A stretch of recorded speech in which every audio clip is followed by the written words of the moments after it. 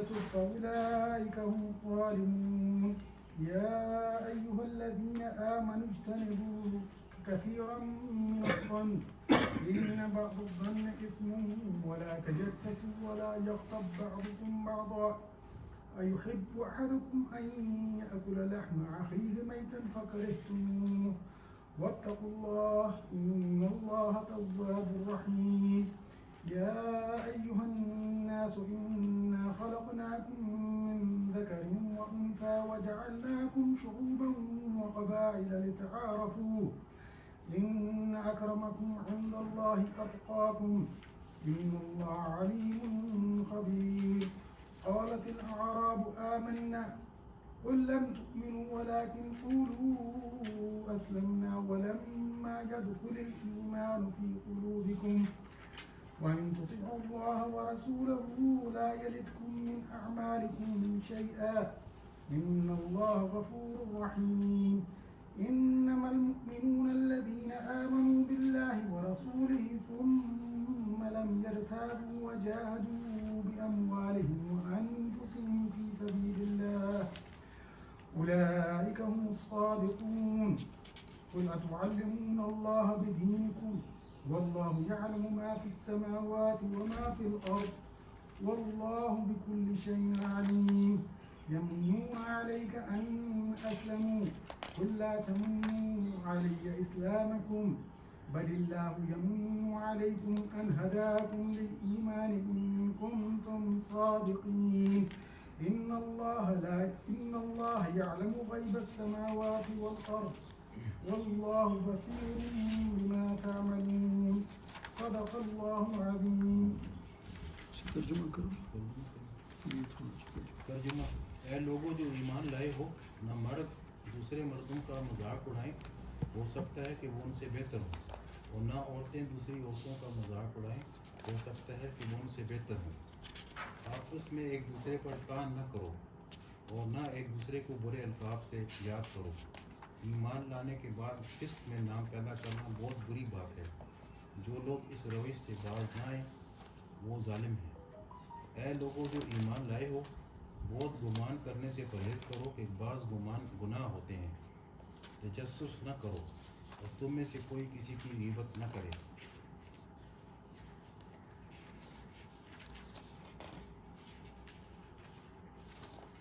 کیا تمہارے اندر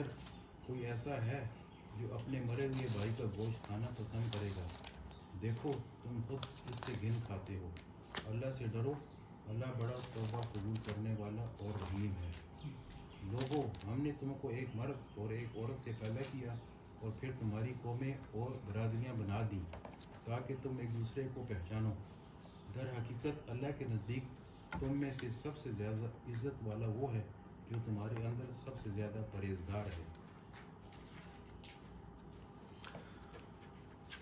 اعوذ باللہ من الشیطان الرجیم بسم اللہ۔ یقیناً اللہ سب کو جاننے والا اور باخبر ہے۔ یہ بدوی کہتے ہیں کہ ہم ایمان لائے، ان سے کہو تم ایمان نہیں لائے بلکہ یوں کہو کہ ہم مطیع ہو گئے، ایمان ابھی تمہارے دلوں میں داخل نہیں ہوا ہے۔ اور اگر تم اللہ اور اس کے رسول کی فرمانبرداری اختیار کر لو وہ تمہارے اعمال کے اجر میں کوئی کمی نہ کرے گا۔ یقیناً اللہ بڑا درگزر کرنے والا اور رحیم ہے۔ حقیقت میں تو یہ مومن وہ ہیں جو اللہ اور اس کے رسول پر ایمان لائے پھر انہوں نے کوئی شک نہ کیا اور اپنی جانوں اور مالوں سے اللہ کی راہ میں جہاد کیا، وہی سچے لوگ ہیں۔ اے نبی، ان مدعیان ایمان سے کہو، کیا تم اللہ کو اپنے دین کی اطلاع دے رہے ہو؟ حالانکہ اللہ زمین اور آسمانوں کی ہر چیز کو جانتا ہے اور وہ ہر شے کا علم رکھتا ہے۔ یہ لوگ تم پر احسان جتاتے ہیں کہ انہوں نے اسلام قبول کر لیا۔ ان سے کہو، اپنے اسلام کا احسان مجھ پر نہ رکھو بلکہ تم پر اللہ کا احسان ہے کہ اس نے تمہیں ایمان کی ہدایت دی۔ اگر تم واقعی اپنے دعوائے ایمان میں سچے ہو، اللہ زمین اور آسمانوں کی ہر پوشیدہ چیز کا علم رکھتا ہے اور جو کچھ تم کرتے ہو وہ سب اس کی نگاہ میں ہے۔ جزاکم اللہ خیرا۔ اعوذ باللہ من الشیطان الرجیم بسم اللہ الرحمن الرحیم نحمدہ ونصلی علی رسولہ الکریم رب اشرح لی صدری ویسر لی امری واحلل عقدۃ من لسانی یفقہوا قولی۔ سورہ الحجرات پہ ہم بات کر رہے ہیں۔ پچھلی دفعہ بھی ہم نے یہ پوری سورہ تلاوت کی، اس دفعہ ہم ان آیات سے آیا نمبر 11 سے آگے تلاوت کی ہے جو پچھلی دفعہ جن کی تفصیل رہ گئی تھی۔ سورہ الحجرات کو خصوصی طور پہ اس کا انتخاب کیا گیا اس لیے کہ یہ ویسے تو ظاہر ہے پورا قرآن پاک ہی ہمارے معاشرے سے متعلق ہے، مسلمانوں سے متعلق ہے اور انسانوں سے متعلق ہے، لیکن بعض دفعہ کچھ چیزیں ایسی ہوتی ہیں کہ وہ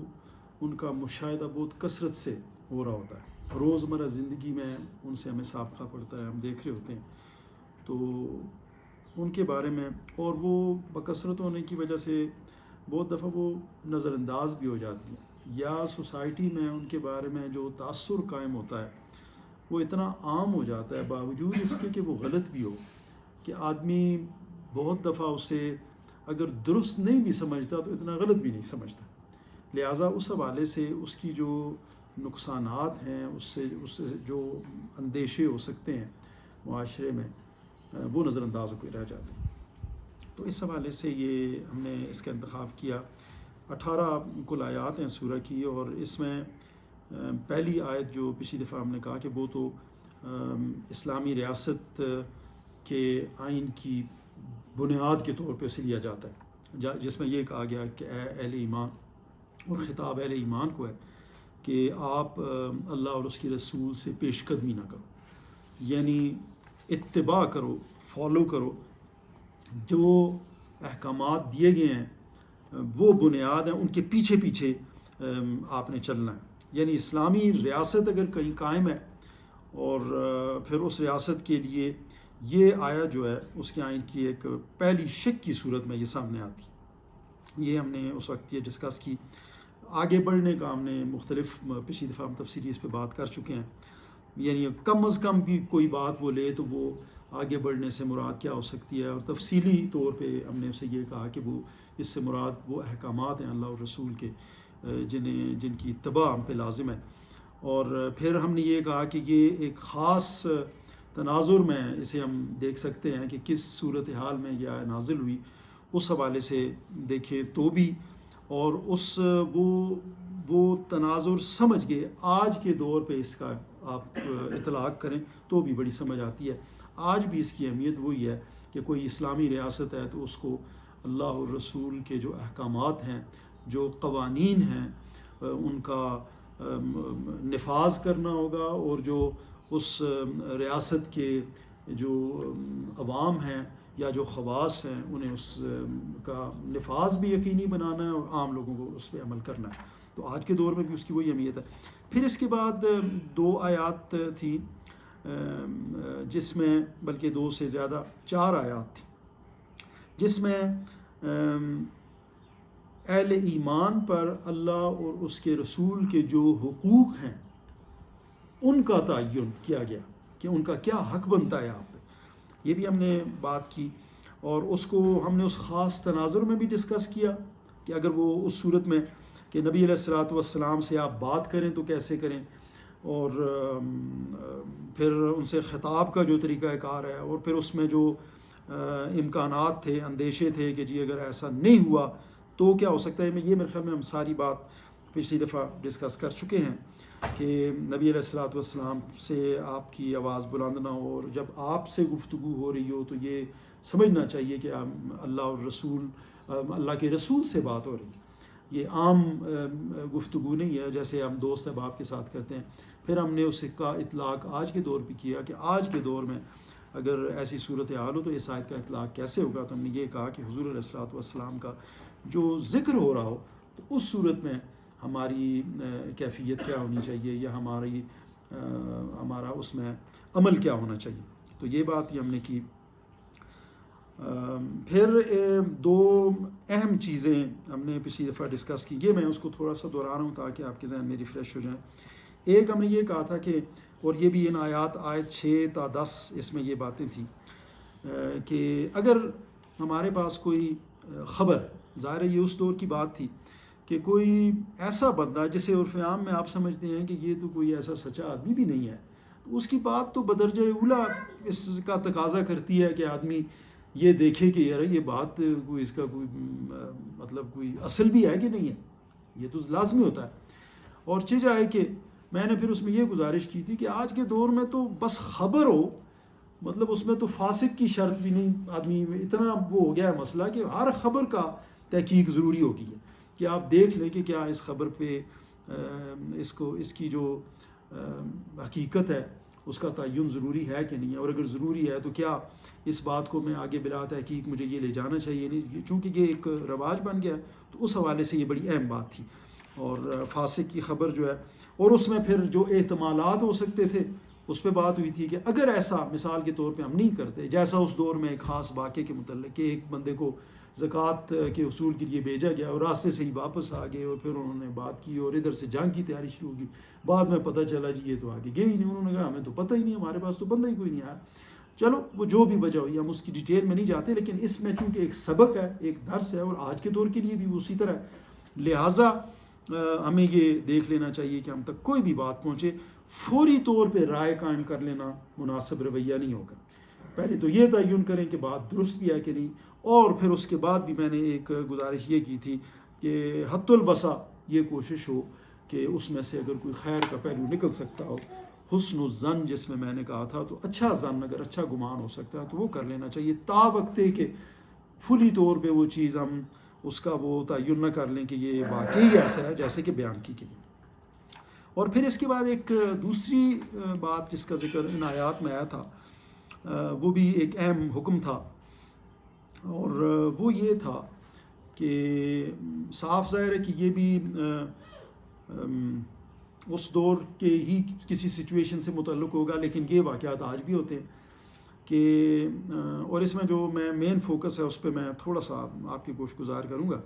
کہ مثال کے طور پہ مسلمانوں کے دو گروہ آپس میں کوئی اختلاف پیدا ہو گیا اور وہ رنجش بڑھ گئی،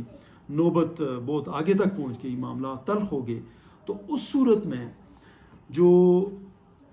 براہ راست اس چیز سے متعلق لوگ نہیں ہیں لیکن اسی ملت سے ہیں، اسی کمیونٹی سے ہیں، ان کا رویہ کیا ہونا چاہیے؟ کیا یہ رویہ ہونا چاہیے کہ وہ چپ ہو کے بیٹھ جائے؟ جیسے عمومی طور پہ آج کل مسائل چونکہ ایسے ہیں کہ بہت دفعہ وہ ہم یہ آپ دیکھتے ہیں نا واقعات ہوتے ہیں تو میری آنکھوں کے سامنے بہت دفعہ واقعہ ہوا ہوگا، لیکن جب مجھ سے پوچھا جائے گا، گواہی کی بات آئے گی تو میں پیچھے ہٹ جاؤں گا، وہ اس لیے کہ اس میں پھر آگے اتنی پیچیدگیاں ہیں، تو ہر کوئی کہتا ہے کہ میں ظاہر ہے بس میں اس سے بچ ہی جاؤں تو ٹھیک ہے، لیکن اس کے جو پھر نتائج ہیں وہ بڑے بھیانک ہیں۔ اور ہمارے دین میں چونکہ پوری جو کمیونٹی ہے دین اسلام کے ماننے والے ہیں اس کو ایک ملت سے تعبیر کیا گیا ہے اور وہ اسے ایک جان اور ایک قالب کے طور پہ کنسیڈر کیا گیا ہے، تو لہٰذا یہ ہو نہیں سکتا، یہ غیر فطری ہوگا کہ مثال کے طور پہ میرے ہاتھ میں، میرے پاؤں میں، میرے جسم کے کسی عضو میں کوئی مسئلہ ہو، مجھے تکلیف ہو اور میں کہوں کہ جی یہ کچھ بھی نہیں ہے بس ٹھیک ہے۔ حالانکہ عملاً ایسا نہیں ہوتا، ہمیں ہوتا ہے تو ہم ایک دم معالج کی طرف جاتے ہیں۔ آپ نے دیکھا ہے کہ عمومی تو ہمارا رویہ یہی ہے کہ فوراً ہم جاتے ہیں، وہ اس لیے کہ ہمیں احساس ہوتا ہے، ہم وہ تکلیف محسوس کرتے ہیں، لیکن وہی چیز اگر اس پوری امت مسلمہ کو ہم ایک امہ، ایک ملت سمجھیں اور ان کی تکلیف کو اگر ہم محسوس کریں تو پھر تو ہم رسپونڈ کریں گے، ہم کوئی نہ کوئی ہمارا ریئیکشن ہوگا، وگرنہ یہ تو قابل فہم ہے ہی نہیں کہ ہم چپ ہو کے بیٹھ جائیں۔ تو وہ خاص بات اس میں تھی، اگر ایسی بات ہو تو اس پہ یہ تعین کریں کہ اس میں راستی پہ کون ہے، حق پہ کون ہے، اور غلط رویہ کس کا، جس کا غلط ہے اسے آپ سمجھانے کی کوشش کریں، اصلاح ہو، مطلب اس میں اپنا رول پلے کرنا چاہیے۔ لیکن جب آپ دیکھتے ہیں کہ جو بندہ جو گروپ یا فرد اس کا رویہ بھی غلط ہے اور وہ مان بھی نہیں رہا، اصلاح بھی نہیں رہا، تو پھر ہمیں وہ حق کے ساتھ کھڑے ہونا پڑے گا۔ وہاں پہ پھر جو غیر جانبدارانہ رویہ ہے، امپارشل ہونا یا انڈیفرنٹ ہونا، یعنی لا تعلق ہو جانا، تو یہ درست رویہ نہیں ہوگا۔ یہ اب ظاہر ہے ان چیزوں میں امتحان تو ہے، یہ چیزیں مشکل تو ہیں، ڈیفینیٹلی ہم آج کی کمیونٹی میں ہمیں اپنی برادری کے اس کا خوف ہوتا ہے، پریشانی ہوتی ہے، یار میرے رشتہ دار ہیں، ایک طرف بھائی ہے، دوسری طرف چلو دور کا رشتہ دار ہے، ہم کہتے ہیں یہ جی رشتہ داری ہے، خفگی پیدا ہو جائے گی، کچھ ہو جائے گا، تو پھر آدمی ذرا تھوڑا سا محتاط ہو جاتا ہے. لیکن قرآن تو یہی کہتا ہے کہ اس میں آپ کو باقاعدہ طور پہ حق کے ساتھ کھڑا ہونا پڑے گا، اور اس وقت تک آپ نے اپنی کاوش جاری رکھنی ہے، مزاحمت جاری رکھنی ہے، جب تک کہ وہ دوسرا گروہ جو غلطی پہ ہے اس کی اصلاح نہ ہو جائے اور واپس وہ آپ کی طرف لوٹ کے نہ آ جائے. اور جب وہ آ جائے پھر یہاں پہ ایک اور اچھی بات جو بڑی ضروری ہے سمجھنے کی، کہ بعض دفعہ ہم یہ سمجھ رہے ہوتے ہیں کہ اگر ایسا کوئی واقعہ ہو گیا، ایک گروہ کی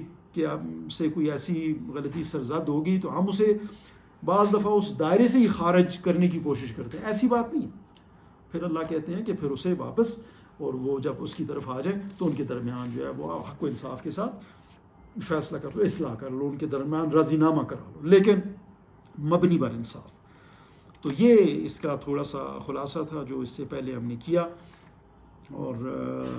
آج کا جو گفتگو ہے وہ مطلب کلی طور پہ یہ احکام ہے. ایک اس ڈاکٹر صاحب نے اسے چھوٹے احکام کا لفظ اس کے لیے استعمال کیا ہے، وہ شاید اس لیے کہ مطلب انہیں آیات جو ہیں وہ ایک ایک آیت میں بھی سمو کے تو بیان کر دیا گیا، لیکن اس کی جو اہمیت ہے میں یہ سمجھتا ہوں کہ وہ اتنی زیادہ ہے، اور آج کے دور میں یہ اتنی عام ہیں، یہ برائیاں، وہ برائیاں، یہ ادھر 6 برائیوں کا ذکر ہے، اور جس کو اللہ پاک نے قرآن کی ان آیات کی روشنی میں بالکل حرام قرار دیا. تو میں یہ چاہتا تھا کہ تھوڑا سا اب اسے ہم اسے تفصیل سے دیکھ لے کہ اے اہل ایمان، یا ایھا الذین آمنوا لا یسخر قوم من قوم عسیٰ ان یکونوا خیرا منہم. اے اہل ایمان، تم میں سے کوئی گروہ دوسرے گروہ کا مذاق نہ اڑائے، ہو سکتا ہے کہ وہ ان سے بہتر ہوں. اور ولا نساء من نساء عسیٰ ان یکن خیرا منہم، اور عورتیں بھی دوسری عورتوں کا مذاق نہ اڑائیں، ہو سکتا ہے کہ وہ ان سے بہتر ہوں. اب یہ بالکل وضاحت کے ساتھ مردوں اور عورتوں کو مخاطب کیا گیا ہے. اب یہ جو میں تھوڑا سا پہلے یہ بتا دوں کہ ایک تو یہاں پہ مذاق کا لفظ آیا ہے، استہزاء جو ہم کرتے ہیں، پھر آگے آیا ہے کہ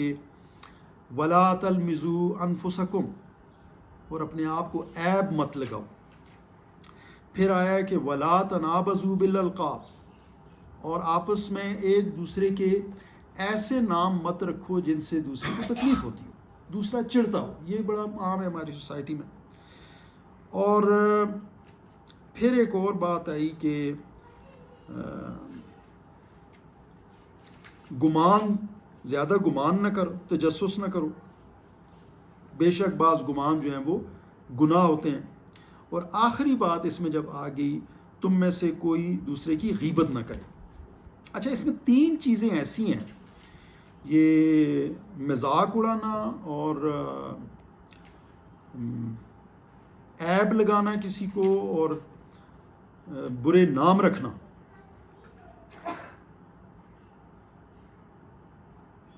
یہ عمومی طور پہ ہم لوگوں کے سامنے کر رہے ہوتے ہیں، یہ دوسرے کے مخاطب ہمارے سامنے لوگ موجود ہیں تو ان کے بارے میں کرتے ہیں.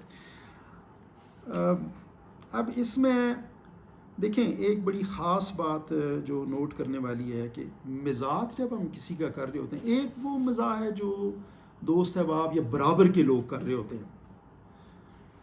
اسے شاید اتنا معیوب نہ سمجھا جائے. لیکن ایک وہ مزاح ہے کہ جو ہم کسی دوسرے کو، مزاح نہیں میں یہ بلکہ یہ کہتا ہوں، اس میں یہ لفظ مذاق کا لفظ آیا ہے، استہزاء کا آپ یہ لفظ، جس میں دوسرے کو ہم کم تر سمجھ کے کوئی بات کر رہے ہوتے ہیں. یہ خاص بات ہے. اور اسی طرح اب یہ جو کیفیت ہے، قطع نظر اس کے کہ اس میں یہ امکان موجود ہے کہ یہ جو بات ہم کر رہے ہیں کسی کے متعلق، ہو سکتا ہے یہ بات اس میں موجود بھی ہو، لیکن یہ بھی ممکن ہے کہ کسی ظاہری کسی عیب کی وجہ سے یا کسی کا اگر ہم مذاق اڑا رہے ہیں تو کسی کا باطن تو ہم نے نہیں دیکھ رکھا. وہ ہو سکتا ہے کہ وہ اندر کی کیفیت اس کی ایسی ہو، خدا کے ساتھ اس نے ایسی لو لگائی ہوئی ہے، اس کا عمل ایسا ہو کہ وہ ہم سے کہیں بہتر ہو. وہ قوم کے طور پہ بھی ہو سکتا ہے، وہ فرد کے طور پہ بھی ہو سکتا ہے، وہ کوئی عورت بھی ہو سکتی ہے، وہ کوئی مرد بھی ہو سکتا ہے. تو یہ ایک خاص بات ہے چونکہ ہمیں اس بات کا قطعی علم نہیں ہوتا، لہٰذا یہ مزاح اس طور پہ بھی درست قرار نہیں پاتا، قطع نظر اس کے کہ چلیں وہ بندہ اسے محسوس نہیں کرتا، اور یقینی طور پہ یہ جس مزاح کی یہ بات ہو رہی ہے، تمسخر کی بات ہو رہی ہے، اس میں وہ بندہ خود کو کمتر محسوس کرتا ہے۔ ہو سکتا ہے کہ وہ آگے سے رسپونڈ نہ کرے، وہ جواب نہ دے، لیکن وہ کمتر اس کا محسوس کرنا اور آپ کا خود کو کسی لیول پہ بھی برتر محسوس کرنا، یہ جو ہے اصل اس میں جو بات ہے جو قابل غور ہے۔ پھر یہ جو ہم کہتے ہیں کہ وَلَا تَلْمِزُوا أَنفُسَكُمْ، اس لفظ کو ڈاکٹر صاحب نے بڑی خوبصورتی سے یہاں پہ یہ اس آیا کو بیان کیا ہے، اپنے آپ کو عیب مت لگاؤ۔ یعنی میں نے جیسے ابھی پہلے عرض کیا کہ امت مسلمہ کا ہر فرد جو ہے اس پورے ایک جسد واحد کا ایک حصہ ہے، وہ ایک ملت کے طور پہ لیا جاتا ہے۔ یعنی کسی فرد پہ اگر ہم کوئی الزام لگا رہے ہیں یا کوئی عیب اس کا ڈھونڈ رہے ہیں تو گویا ہم خود پہ الزام لگا رہے ہیں۔ تو یہ کون پسند کرتا ہے؟ کوئی کرے گا، لیکن یہ تب ہوگا کہ جب وہ یہ احساس کرے کہ میں جس کے بارے میں یہ بات کر رہا ہوں وہ تو میری اپنی کمیونٹی کا حصہ ہے، وہ میری ملت کا حصہ ہے، وہ ہم تو ایک ہے، ہم تو الگ ہے ہی نہیں، تو کیسے یہ کوئی جرت پھر کر سکتا ہے؟ تو یہ اور یہ جو جی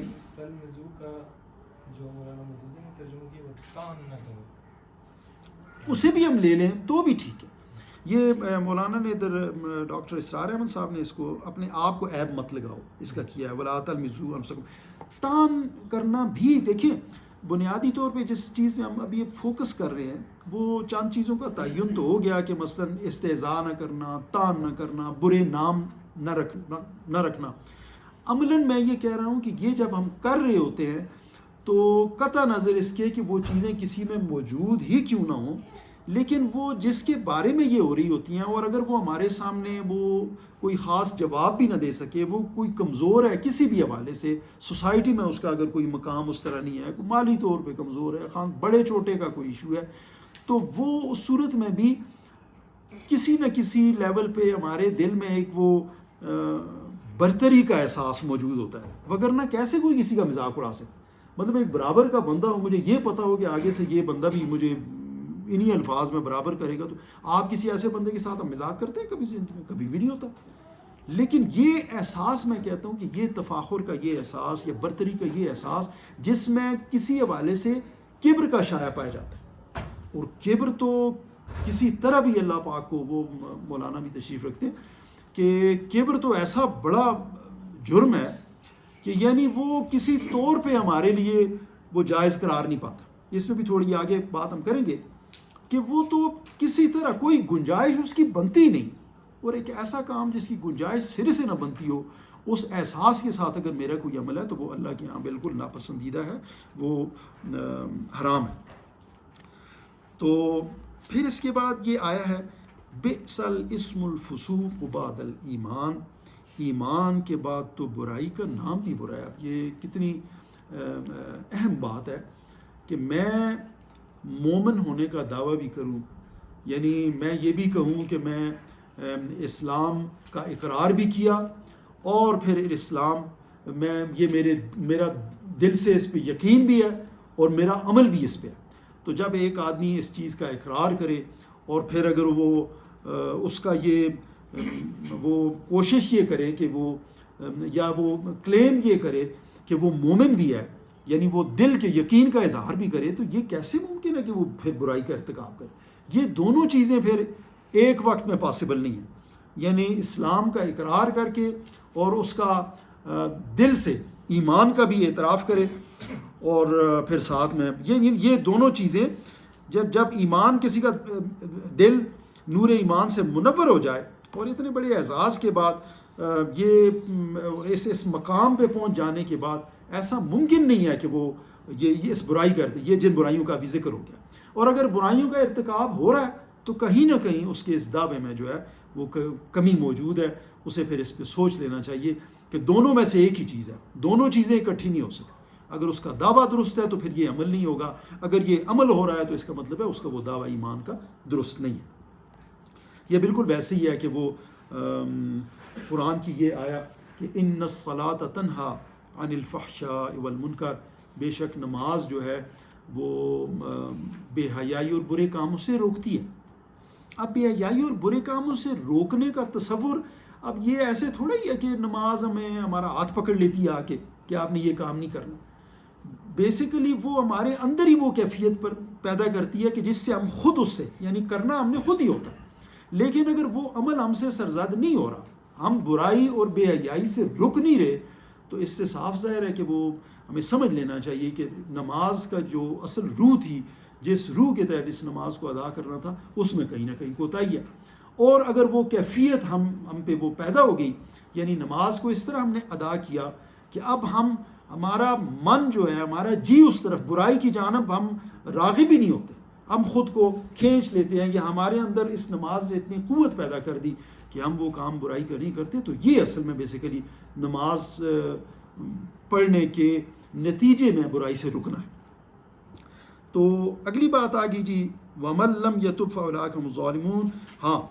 یہ پھر اللہ پاک نے واضح کر دیا کہ ٹھیک ہے، جو پھر اب اپنے اس کام پہ اصرار کر رہے ہیں، وہ یہ کام کر ہی رہے ہیں، مذاق بھی اڑا رہے ہیں، بہتان بھی کر رہے ہیں، اور لوگوں کے اپنے ساتھ کے لوگوں کے برے نام بھی رکھ رہے ہیں، تو وہ پھر یہ جان لیں کہ وہی ظالم ہے، اور ظالمین کا جو انجام ہے وہ قرآن میں بار بار اس کا اظہار ہو چکا ہے۔ اور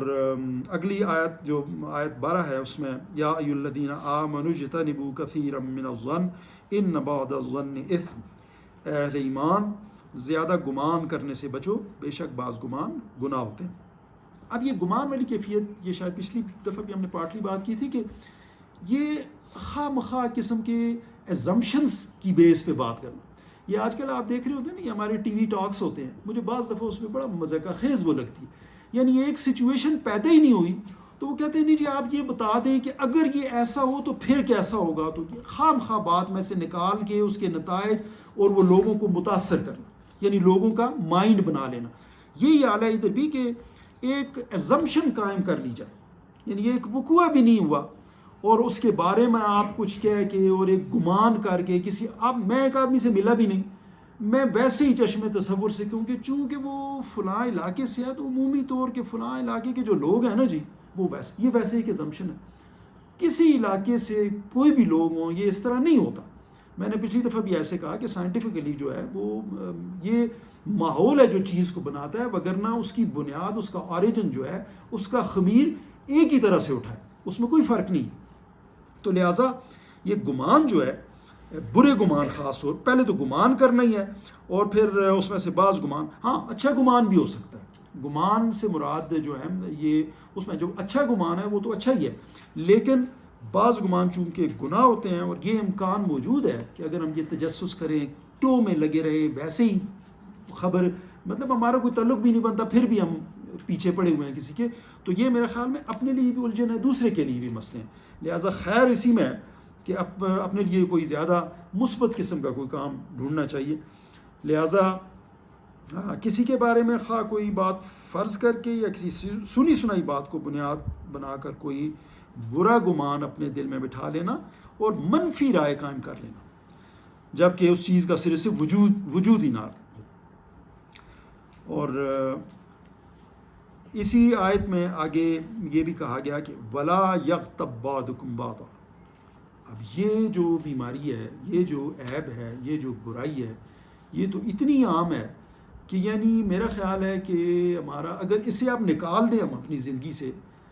تو ایسی خاموشی چھائے، یعنی آپ حیران ہوں کہ ہمارا کوئی موضوع ہی نہیں ہوتا۔ یعنی اس کے علاوہ بعض دفعہ میں کہتا ہوں، اب میں چونکہ تعلیم و تعلم سے میرا تعلق ہے، چاہیے تو یہ کہ ایک استاد جو ہے یا وہ تو مطلب علم کی بات کرے یا کوئی نئی اس میں چیزوں کی بات کرے، کسی اور حکمت عملی کی بات کرے تو سمجھ میں بھی آتی، لیکن وہ بھی چونکہ اس میں ایک خاص قسم کا ڈاکٹرز حضرات بیٹھے ہیں کہ یہ جتنی ان ہیلدی سٹف ہے وہ اس میں ذائقہ ہوتا ہے، اس میں ایک لطف تو ہے،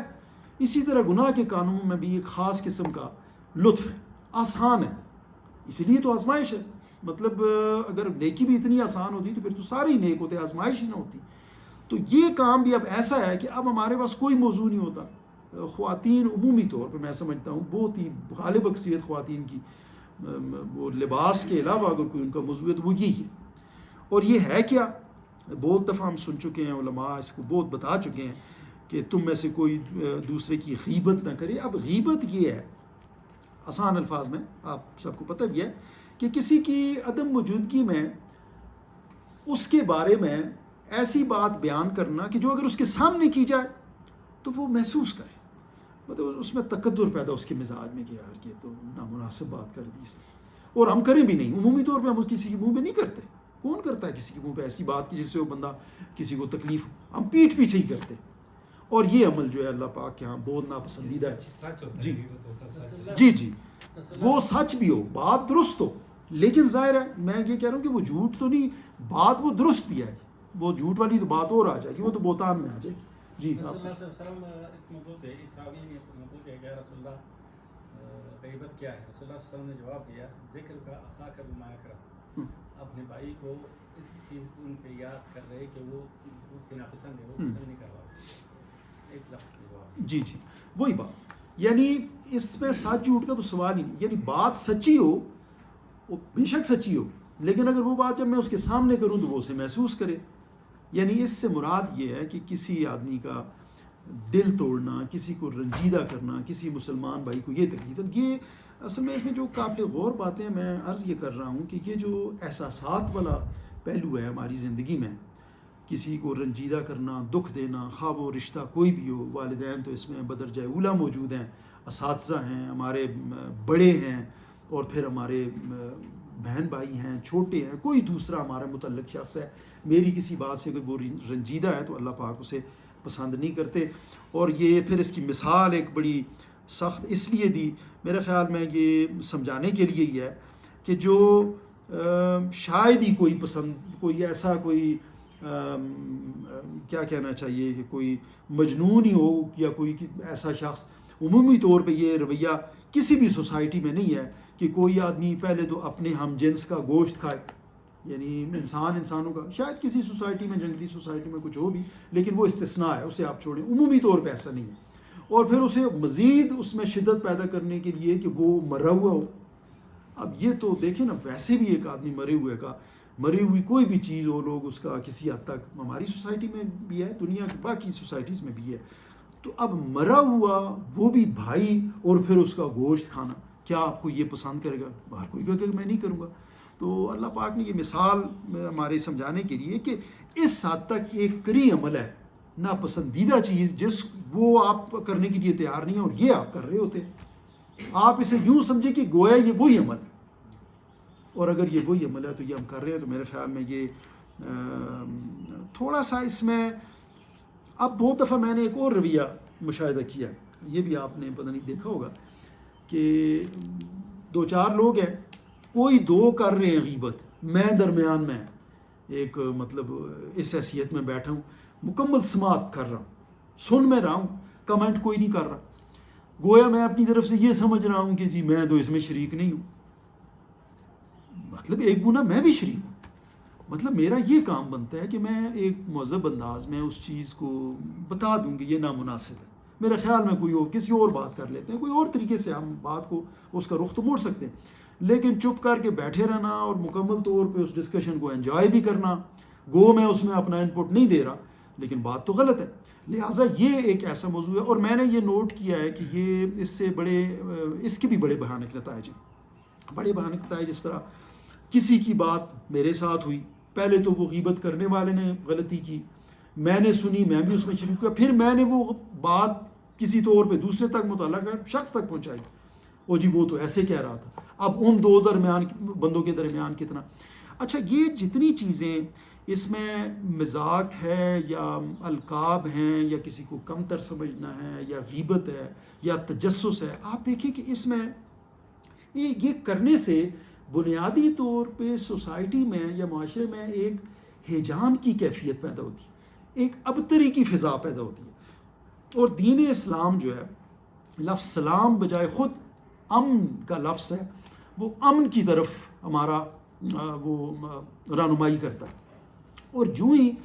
معاشرے کے اندر ابتری جو ہے،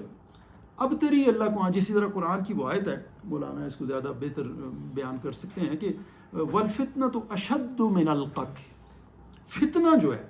یعنی ایسا عمل جس سے قیاس کو کیا کہیں گے، قیاس کے لیے کیا لفظ ہے؟ نہ وہ والا قیاس نہیں، انگلش میں قیاس جو ہے، قیاس ابتری کیا، ابتری پہ جی فساد پیدا ہونے کا خدشہ ہوتا ہے، وہ چیز اللہ پاک دیکھیں. معاشرہ اسموتھ رننگ سوسائٹی کیسے ہوتی ہے؟ تمام لوگوں کو ان کے حقوق ملتے رہیں، کسی کی حق تلفی نہ ہو، کوئی رنجیدہ نہ ہو، اور اپنی کاوش کے مطابق انہیں اس کا صلہ ملتا رہے، تو وہ امن ہوگا. تو اللہ پاک نے اس معاشرے کی بنیاد جو ہے، آپ دیکھیں وہ جو طبی قوانین ہیں ان کے تحت رکھی. ابتری جو ہے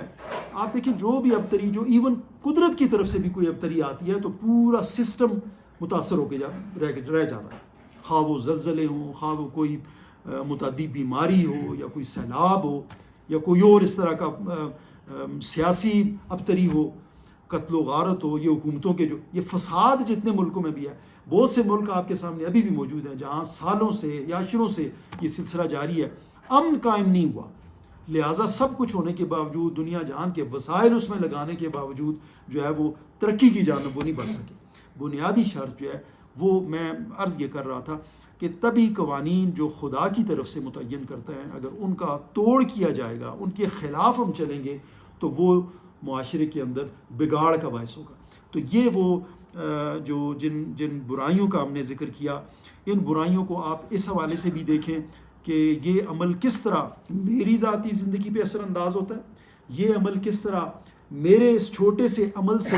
معاشرے کے اندر میں کیا بگاڑ کا باعث بن رہا ہوں. حالانکہ میرا حق تو یہ تھا کہ معاشرے کے اندر میں کسی بہتری کا باعث بنتا، اور اگر بہتری کا باعث نہیں بھی بن رہا تو کم از کم کسی برائی کا باعث، کسی فساد، کسی شر کا باعث تو نہ بنوں. تو میرا یہ عمل جو ہے اگر وہ اس پہ منتج ہو رہا ہے تو مجھے یہ دیکھنا ہوگا، اور ہر مسلمان کو یہ دیکھنا ہوگا. اور یہ وہ چیزیں ہیں کہ یہاں تک تو بات اللہ پاک نے بالخصوص اہل ایمان کو مخاطب کرتے ہوئے کہی ہے، جو مسلم معاشرے کی بات ہو رہی ہے. اور اس سے آگے جو آیات ہیں 13 سے 18 تک، پھر یہ عمومی طور پہ انسانیت کو خطاب ہے اللہ کا. اور میرے خیال میں یہ بنتا بھی ایسے ہی تھا کہ انسانیت کو خطاب اس لیے کہ کوئی اسلام کو مانے یا نہ مانے، ان آیات میں جو چیز بیان ہوئی ہے وہ ایسی حقیقت ہے کہ وہ ساری انسانیت سے متعلق ہے. انسانوں کو یہ سمجھنا چاہیے کہ یہ ایسے، یعنی اس کو کوئی ڈینائی کر ہی نہیں سکتا، اس کا کوئی انکار نہیں کر سکتا. یا ایھا الناس انا خلقناکم من ذکر و انثی وجعلناکم شعوبا وقبائل لتعارفوا. اس میں چھوٹا سا میں نے پچھلی دفعہ یہ چینج ہو گیا نہیں صفحے جو حجرات ترجمہ. ڈاکٹر صاحب ذرا تھوڑا سا آپ ایک دفعہ ان آیات کا پڑھ لیں، میں اس کو پھر تھوڑا سا اس کی تعبیر پہ یہ آپ ذرا ترجمے پہ توجہ کریں. جی لوگو ہم نے تم کو لوگو سے بات چلی، انسانوں لوگو پوری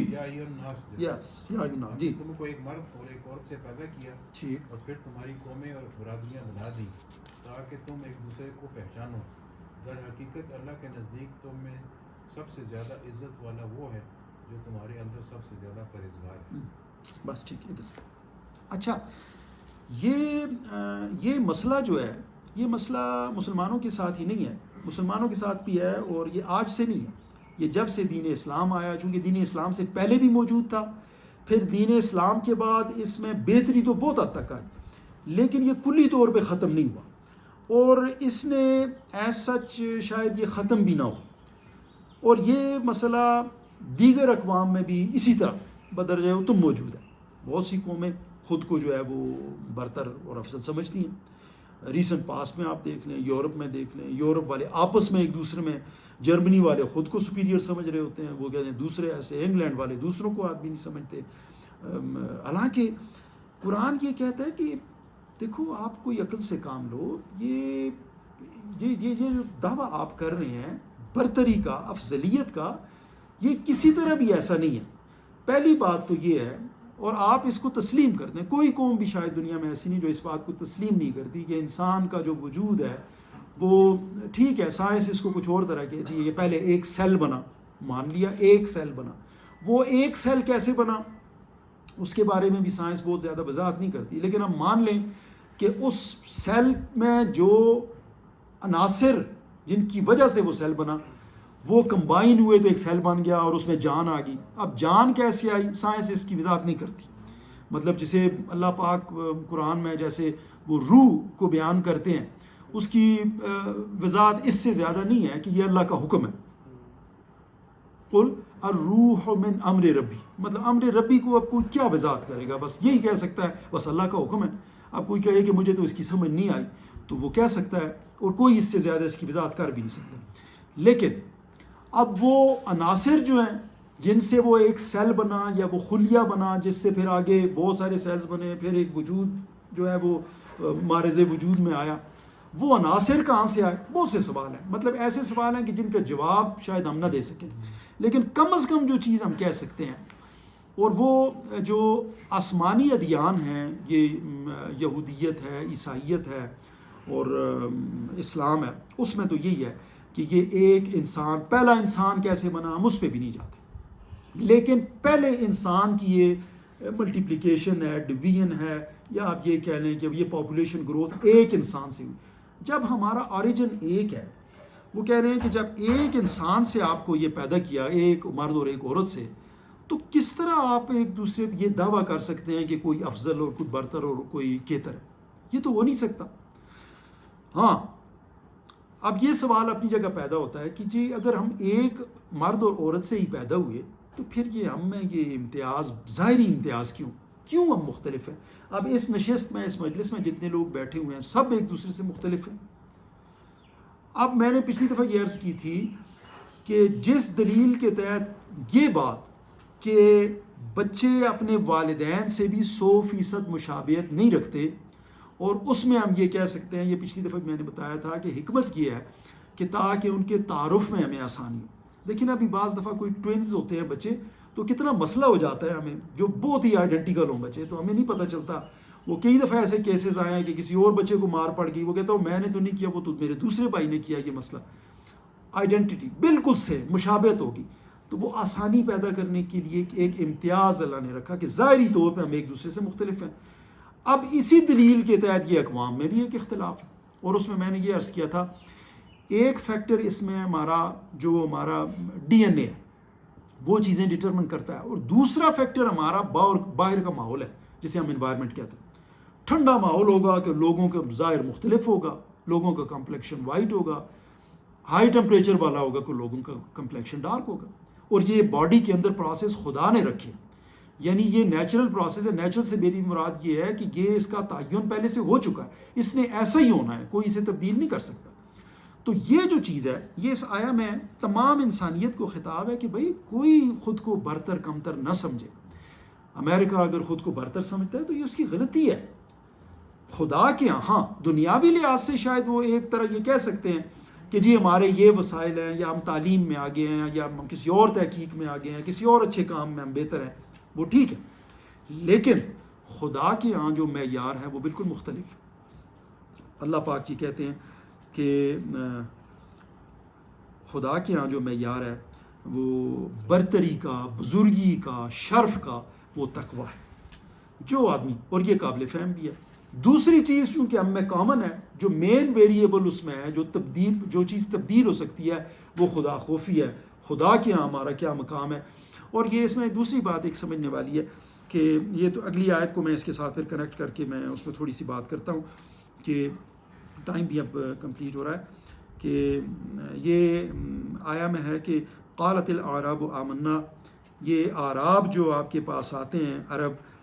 کہتے ہیں کہ ہم ایمان لے آئے. آپ ان سے کہیے کہ آپ ایمان نہیں لائے، کدھر ہے جس کا، بلکہ ولیکن قولوا اسلمنا، کہ ہم اور بلکہ یوں کہو کہ ہم متی ہو گئے، ہم اطاعت گزار ہو گئے، اور یہ ایمان ابھی آپ کے دل میں داخل نہیں ہوا. اب یہ اس میں بھی بڑا ایک سبق ہے کہ دعویٰ کر لینا اسلام کا، اس سے ایک اصولی اسلام تو ثابت ہو جاتا ہے، وہ درست ہے، اور وہ چیز ہے جو ہم زبان سے اس کا اقرار کر رہے ہوتے ہیں. اور یہ اس دنیا کے لیے، جو دنیا جو ہے جس کا مدار ظاہر پہ، کیونکہ کسی کے کہنے پہ ہی ہم ایک بندہ کلیم کرتا ہے کہ میں مسلمان ہوں تو ہمیں ماننا پڑے، اور اسلامی طور پہ وہ ایک اسلامی معاشرے کے ایک فرد کے طور پہ اس کا وہ اعتبار کیا جائے کہ یہ مسلمان ہے۔ لیکن جس چیز پہ اصل کامیابی کا مدار ہے، اور اصل کامیابی سے میری مراد آخرت کی کامیابی ہے، وہ ایمان ہے، اور وہ دل کی کیفیت کا نام ہے۔ اور یہ اللہ پاک کا اس میں کہنا ہے کہ فرماتے ہیں کہ ان سے کہو کہ ان کے دلوں میں ابھی ایمان داخل نہیں ہوا۔ یہ تو ایک خاص موقع پہ یہ بات ہو رہی ہے، اور وہ شاید ان عربوں کی یہی کیفیت ہوگی، اور یہ کیفیت آج بھی ہو سکتی ہے۔ یعنی ہم نے تو شاید وہ دعویٰ اسلام بھی شعوری طور پہ نہیں کیا، مطلب ہم تو موروثی اسلام والے ہیں نا، ہم نے تو آنکھ کھولی، ماحول میں اسلام تھا، سنا، جیسے سنا بڑوں سے تو بس اس پہ چل نکلے۔ شعوری طور پہ کیا واقعی ہم نے سمجھ کے اس دین کو قبول کیا، وہ تو شاید ایسا ہم نے، میرا خیال میں عملاً میں سمجھوں گا کہ ہم نے نہیں کیا۔ لیکن پھر بھی یہ دل کی جو کیفیت ہے، یہ بھی ہمیں قابل غور بات ہے، قابل فکر بات ہے، ہمیں اس کا تعین۔ اور یہ دل کی جو کیفیت ایمان والی ہے، یہ پھر براہ راست لنکڈ ہے ہمارے عمل سے، اور ہمارا عمل جو ہے پھر اس کو ڈٹرمن کرے گا۔ اس میں جو آیا میں آگے تھوڑا سا اچھا، یہ جو پہلی آیا تھی، اس کو اگر آپ وہ حضور علیہ الصلوۃ والسلام کے آخری خطبے میں بھی آپ نے اس کو بتکرار فرمایا تھا، جس میں آپ کا یہ کہنا تھا کہ لوگوں آگاہ ہو جاؤ کہ تمہارا رب ایک ہے، اور تمہارا باپ بھی ایک ہے، اور نہ کسی عربی کو کسی عربی پر کوئی فضیلت ہے، اور نہ کسی عربی کو عربی پر، نہ کسی گورے کو کالے پر، اور نہ کسی کالے کو گورے پر۔ ہاں، فضیلت اگر کسی کو حاصل ہے تو وہ تقویٰ کی گناہ، وہ اسی آیا کی مزید تشریح تھی۔ تو میں اپنی گفتگو پھر تھوڑی سی، وقت چونکہ ختم ہو رہا ہے، تو اس میں اگر کوئی ایسا سوال ہوا تو ہم اس پہ بعد میں بات کر لیں گے، لیکن یہ بات بس ذہن نشین کرنے والی ہے ہم سب کے لیے بھی۔ ہمارے ہاں بھی ایک مقامی سطح پہ اگر آپ دیکھیں تو یہ قوموں کا تصور یہ ایک موجود ہے، تو اس میں بھی میں نے یہ عرض کیا تھا، علاقائی طور پہ بھی ایسا ہے۔ بعض دفعہ ہم بہت دفعہ یہ کہہ دیتے ہیں فلاں علاقے کے لوگ ایسے، فلاں صوبے کے لوگ ایسے، یا یہ ایک بات ہم کرتے ہیں۔ ممکن ہے کہ ان کے کوئی اوصاف ایسے ہوں کہ جس کی بنیاد پہ ہم یہ بات کر لیں، لیکن کوئی یہ کہے کہ کسی بزرگی اور کسی شرف کا اگر اس سے کوئی تعلق ہے تو یہ بات درست نہیں ہوگی۔ اس کی بنیاد پہ یہ تمام انسان جو ہیں وہ ایک ہیں، تو مسلمان تو ہیں یہ، اور اگر وہ مختلف ہو سکتے ہیں تو وہ تقویٰ کی بنیاد پر۔ میں اللہ پاک سے دعا ہے کہ اللہ پاک ہمیں قرآن کا فہم عطا فرمائے، اور اس میں ابھی جو کوئی گفتگو ہوئی ہے، مجھ سے کوئی کوتاہی ہوئی ہو تو اللہ پاک معاف فرمائے، اور اسے زیادہ سے زیادہ اپنی زندگی میں لانے کی توفیق عطا فرمائے۔ وما علینا الا البلاغ۔